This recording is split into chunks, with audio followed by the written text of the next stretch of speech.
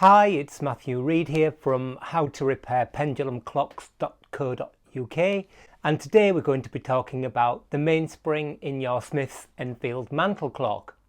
If you bought our book, thank you, you will see that we make leaving the mainspring in the barrel an option when it comes to repairing your clock. Now, this may not be seen as best practice in a professional context. We feel strongly that for the beginner, this is fine as part of a confidence building exercise. You will see that we advise you only work on clocks of your own when getting started, so you can always come back to removing and refitting the mainspring at a later date. And this is why we advise you in the first instance to leave the spring in the barrel.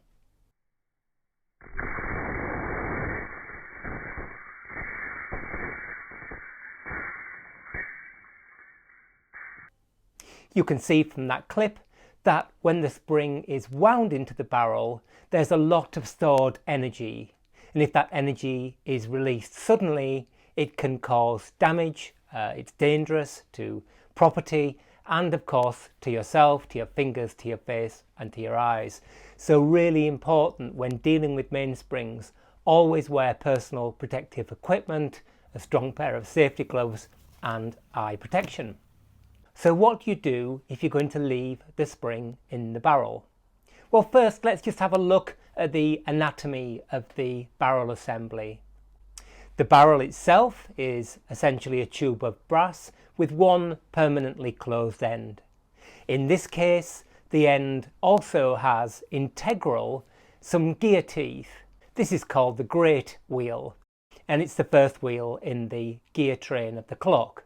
At the other end of the barrel, you can see that it's closed in this case by a disc of material called the barrel cap.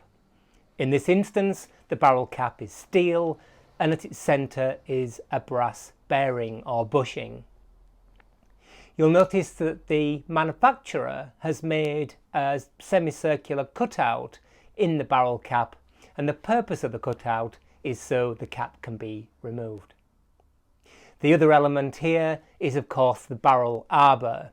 The square sticking out of the barrel will be familiar to you because it's the part onto which you put the winding key when the clock is being wound.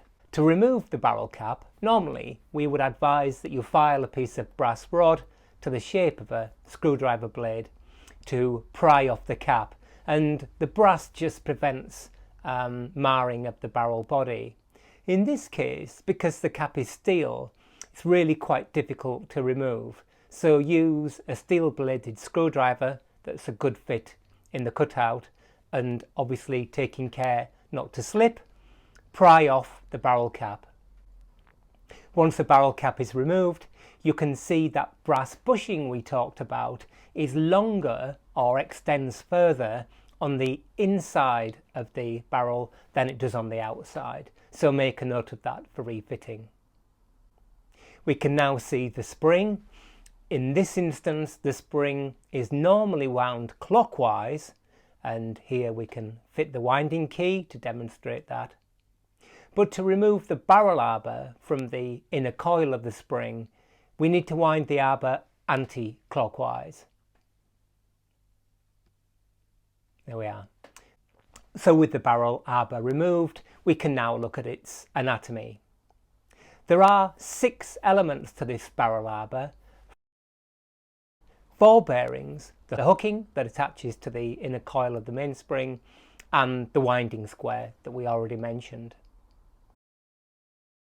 So take this opportunity to have a look at the winding square and check that the winding key is a good fit. If the key is sloppy, there's an opportunity for it to damage the square, damage the key, or even slip. A sloppy key should be replaced with one that's a good fit. Keep the old key with the clock. Next we have the front plate bearing. So this bearing sits in the movement frame of the clock, and the bearing is only active when the clock is being wound. Next we have the barrel cap bearing that we've just seen. This bearing is active both when the clock is being wound and when the clock is running. Next we have the hooking, which engages with the hole at the inner end of the mainspring. Next we have the barrel body bearing. Again, this bearing is active when the clock is being wound and when the clock is running. And finally, we've got the movement back plate bearing. And like the front plate bearing, that bearing too is only active when the clock is being wound. All four of these bearings require lubrication, and that really is most of the motivation for us removing the barrel arbor in the first place.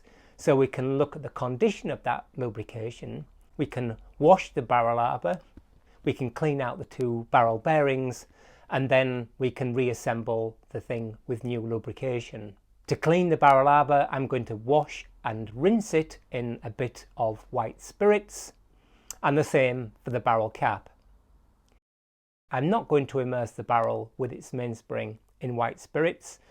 Instead, what I'm going to do is to use pegwood and a little bit of acid-free tissue paper to clean out any old lubrication from that bearing hole. Ideally, we would remove the spring from the barrel. The spring could then be washed and it could be refitted with new lubrication. What we're going to do as a reasonable compromise is to add some new lubrication to the outer face of the coil of the spring.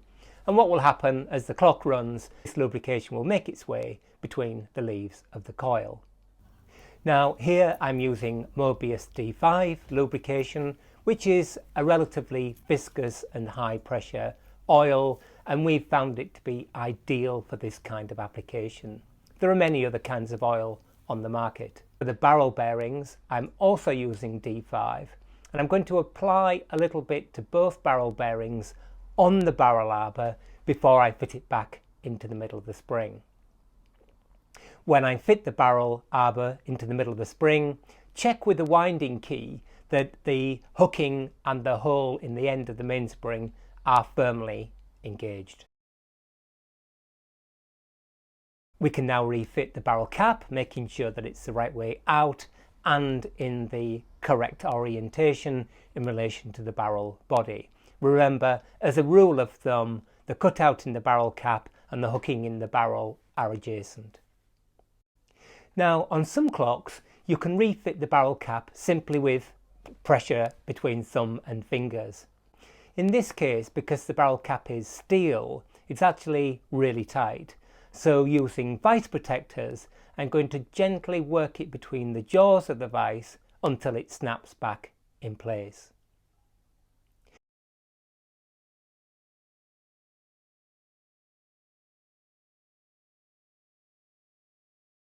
Once the barrel cap is refitted, we're going to check for that all-important end shake and side shake of the barrel arbor.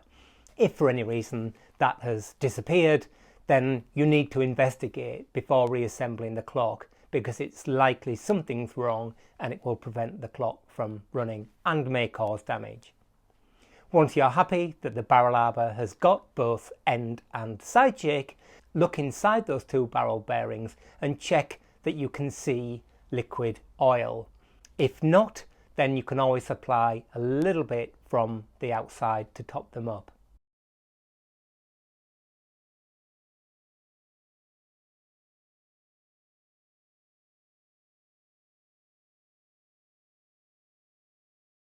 So that's about it. As I said, this may not be seen as best practice, certainly for the professional clockmaker, but for the beginner it enables us to proceed with our clock repair as a confidence building exercise.